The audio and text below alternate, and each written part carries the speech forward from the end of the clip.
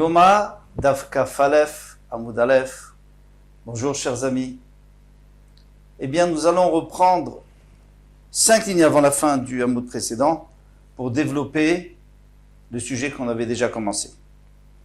Tano Rabbanan, nos maîtres nous ont enseigné. Il m'allait Galgalachama. Donc d'abord je traduis et puis après on expliquera.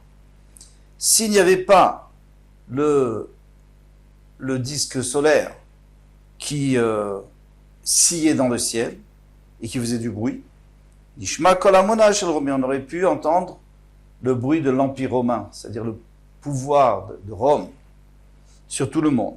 Mais s'il n'y avait pas le bruit de l'Empire romain, on aurait entendu le sillage du soleil.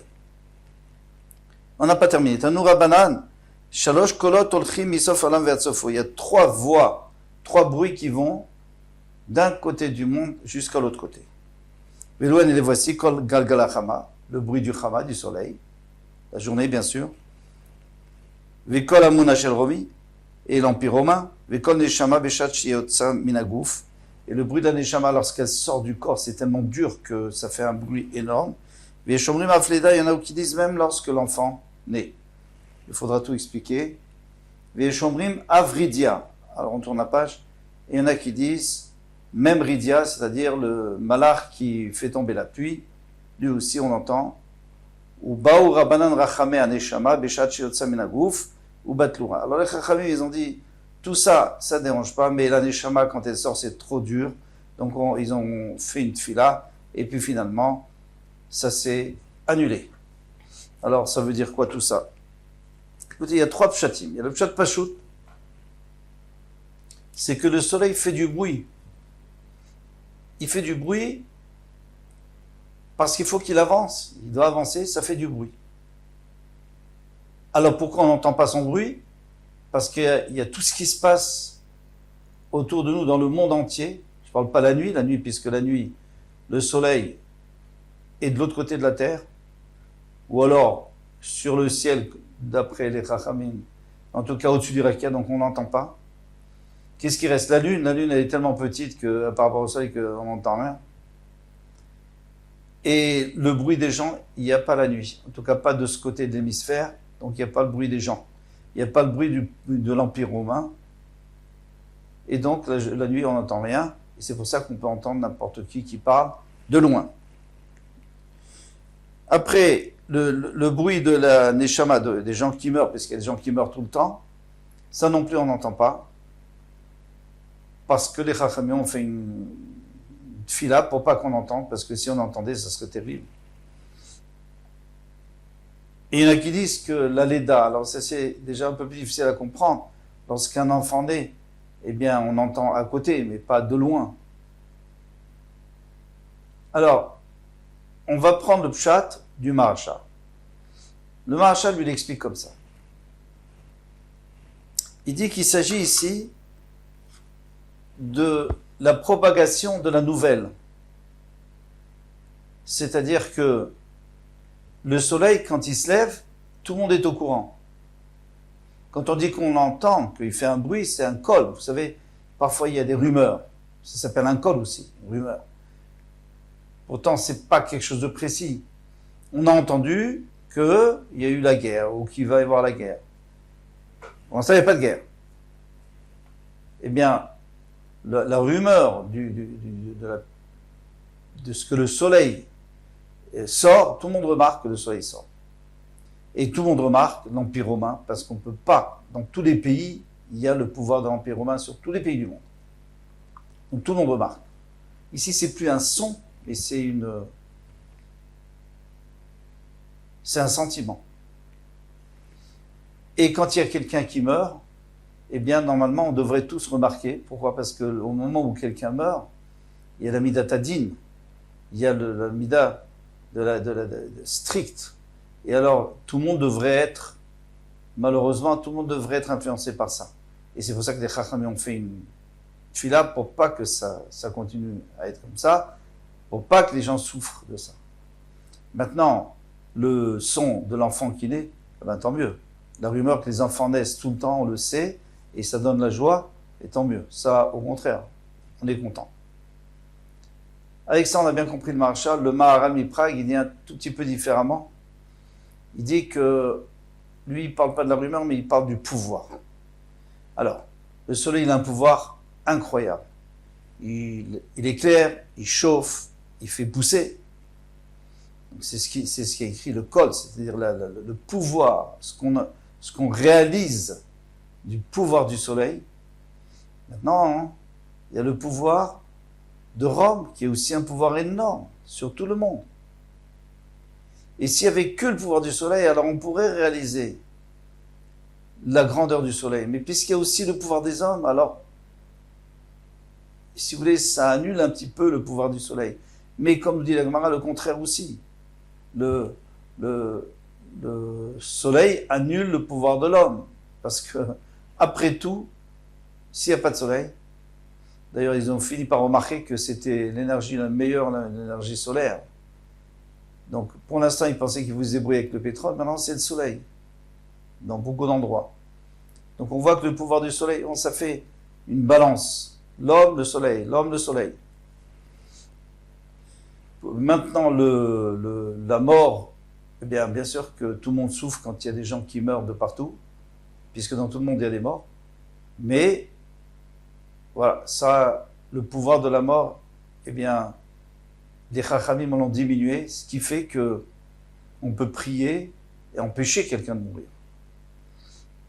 Et le pouvoir de la naissance, alors ça c'est sûr que on le ressent partout, puisque partout il y a des naissances, dans chaque maternité il y a des naissances. On ressent ce pouvoir de naissance. Et heureusement qu'on ressent plus le pouvoir de la naissance que le pouvoir de la mort. Avec ça, on a expliqué les pshatim pour comprendre cette Gemara qui est très difficile à comprendre a priori. Maintenant, on peut continuer. Tania Kavate des Rav Shila. Alors, tout ça, c'était pour la preuve pour Rav. Maintenant, Rav Shila. Qu'est-ce qu'il disait Rav Shila? Il disait que c'est le Tarnégol, c'est pas l'homme qui. Kever, c'est pas l'homme, mais c'est le coq. Alors, une preuve flagrante pour lui. Ayotse derrière Kodem Kriyat Kever. Celui qui sort en chemin le matin tôt, avant l'appel du coq, eh bien, Damo Berocho, s'il lui arrive un malheur, c'est de sa faute. Pourquoi? Parce que la nuit, il y a des mazikim, il y a des bêtes sauvages, il y a des voleurs, il y a des bandits, il y a des trous, il y a des rochers qu'on ne voit pas. Rav Yoshia Omer, Hachi Ishane, il ne faut pas sortir au premier cri du coq. Parce qu'au premier cri du coq, il fait encore très nuit, très noir. Alors qu'est-ce que ça serait plutôt Hachi Ishane, la deuxième cri du coq. Veshomrim Hachi Ishalesh. Il y en a qui disent non, il faut attendre la troisième cri du coq. Parce qu'il faut que. On sait que le premier cri, il est avant le Hadot HaShachar, avant que le matin se lève. Comme on a vu dans Yoma, dans notre sujet de Troumata des chaînes, prélèvement de la sang. Ou Bézé Tarnégolam. Où est de quel Tarnégol on parle? Tarnégol Benoni, moyen. Parce qu'il y a des Tarnégolim, il y a des coqs qui se réveillent très tôt, très précoces. Et il y en a qui sont paresseux. Alors celui, le moyen, c'est-à-dire juste avant Hadot HaShachar, il faut attendre la deuxième, troisième, donc après Hadot HaShachar. Lorsque les Israël montaient à la fête. Alors pourquoi on parle de ça? Parce qu'on avait dit que le matin, hein, avant le son du coq, déjà, la Hazara était pleine de Israël. Quand? À la fête, parce qu'ils voulaient apporter leur korbanot. Il y avait tellement de monde, Omdim Tzfufim, ils étaient debout. Quand ils étaient debout, ils étaient Tzfufim. Tzfufim, on traduit serré, en fait, c'est plus que serré, c'est-à-dire, ils nageaient. Il y en a qui n'avaient même pas les pieds par terre, tellement qu'ils étaient nombreux, qu'il y en a qui étaient en l'air, qui ne pouvaient pas poser les pieds par terre. Ça veut dire du mot tsaf. Tsaf, c'est-à-dire flotter. C'est une expression. Mishtaravim revachim. Mais quand ils se prosternaient, ils étaient au large. C'est-à-dire qu'il y avait un miracle qui se passait, qu'il y avait de la place pour tout le monde. Alors, ici, est-ce qu'on parle des fêtes ou on parle de Yom Kippour? Parce que c'est à Yom Kippour qu'on se prosterne. Et à Yom Kippour, on a besoin de place. Pourquoi? Parce que chacun fait son vidouille. Et il dit c'est Averot, il ne faut pas que l'autre entende. C'est honteux.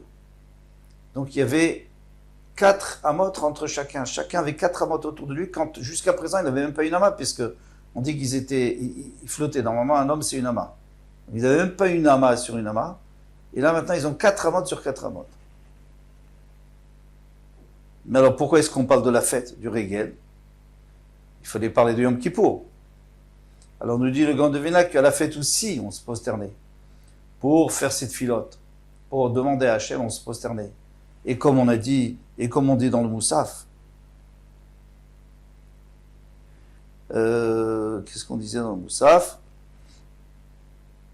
Les Sham Naale Venerae, là-bas nous allons monter au Beth Amidash et nous allons nous montrer Nishtachave les Fanecha.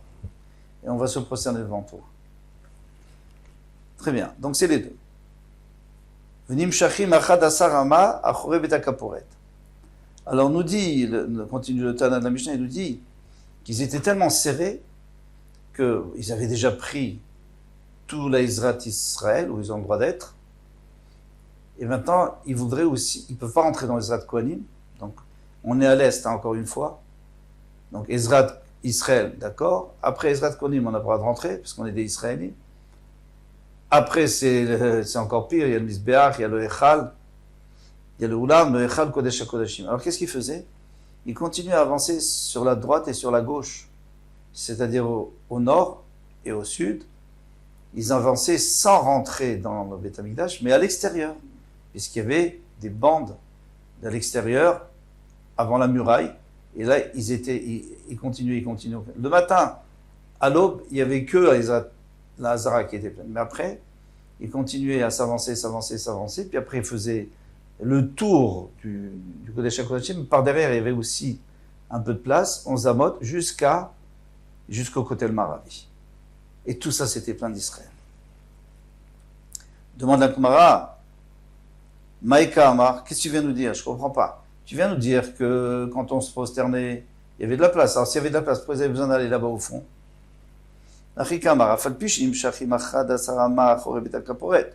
Bien qu'ils étaient obligés, avant d'avoir le miracle, c'est-à-dire avant de se prosterner, ils étaient obligés d'aller jusqu'à derrière le caporet.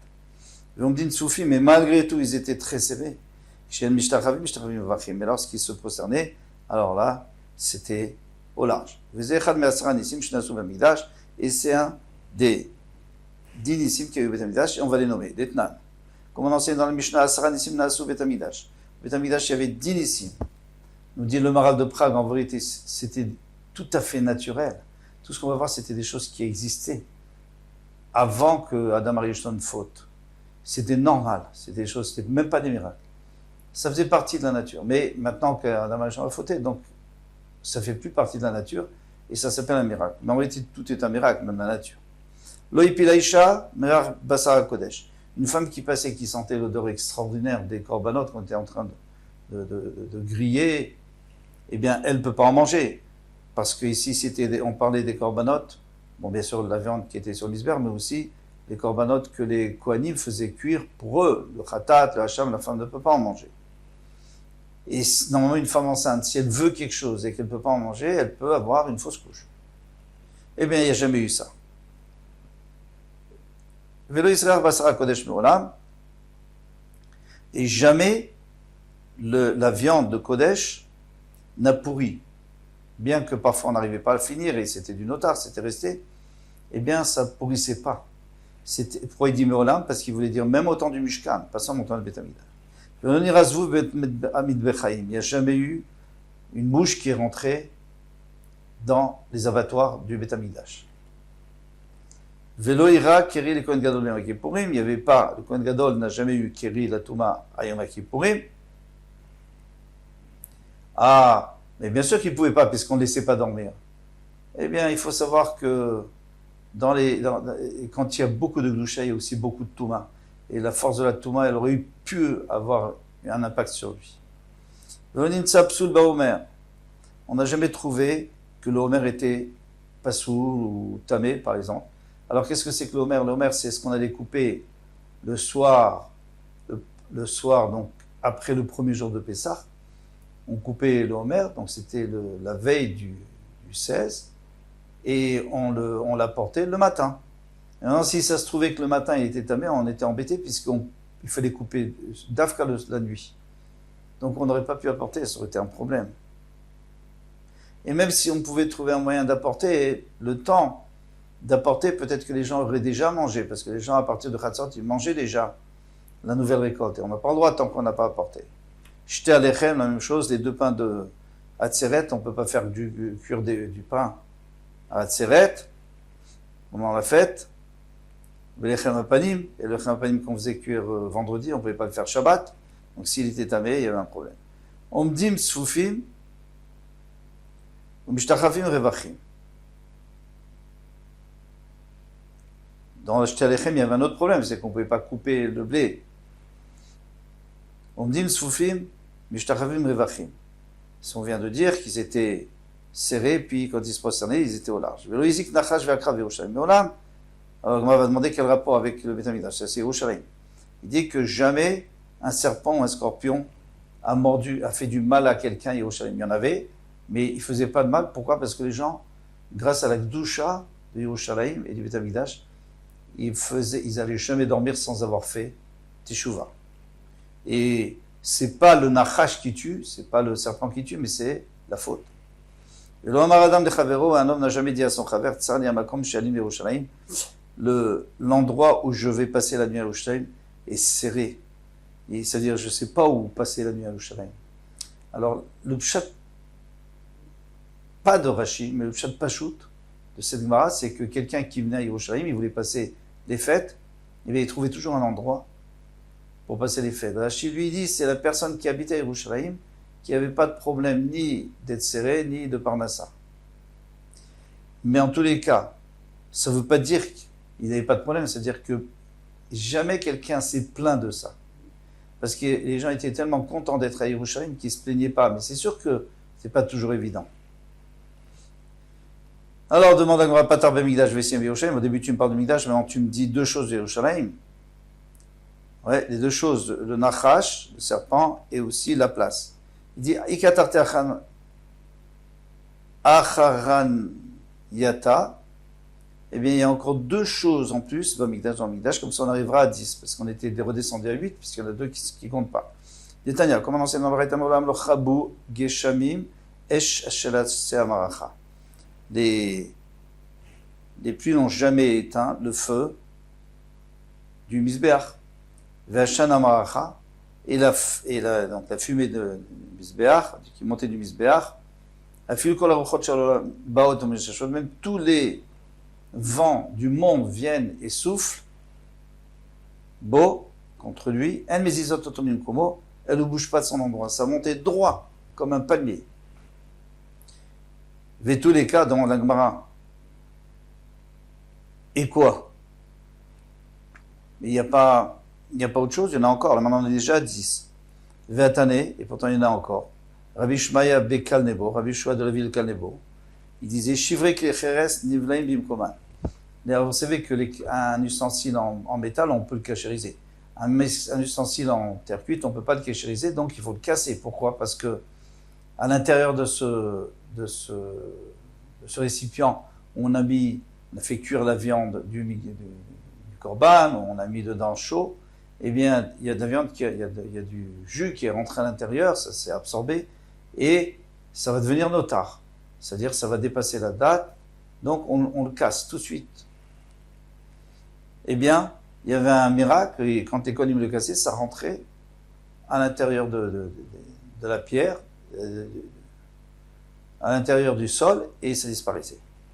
Abaye dit la même chose. Mora, c'est le jabot des oiseaux qu'on faisait en korban.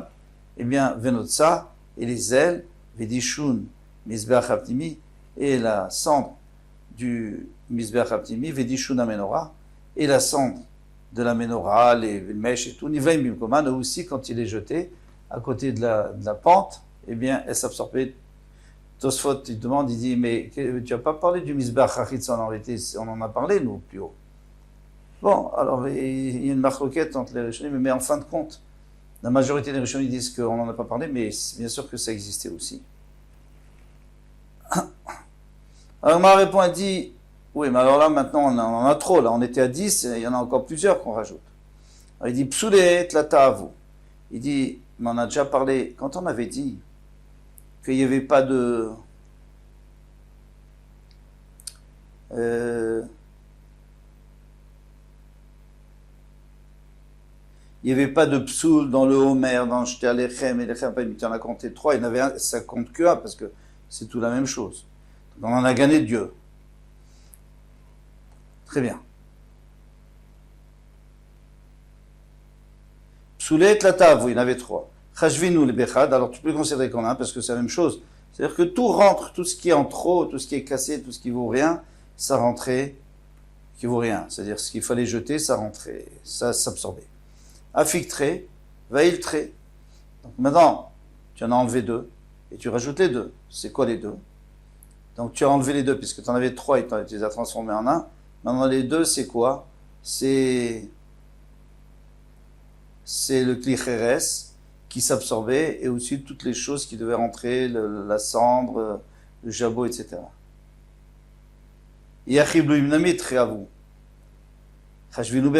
Alors maintenant, pourquoi ceux qui s'absorbaient dans le sol, pourquoi tu en comptes 2? Il y en a un seul, c'est la même chose, c'est tous la même chose, tous s'absorber dans le sol. Il en manque un. Donc il en manque un.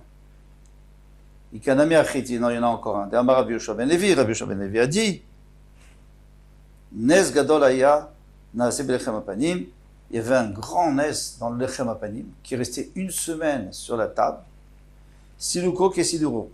Et il était aussi frais quand on l'enlevait, et aussi chaud quand on l'avait mis. Chez Neymar, la Soum Lechem Apanim, Lechem Chom Beyom Ilakro. Ouais, donc il était chaud, Chom, Beyom Ilakro, le jour où on le prenait et qu'on l'enlevait. Donc on est pile à 10.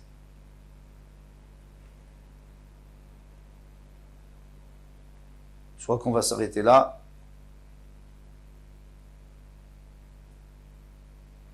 Kol Tuva demain, Bezrat Hashem.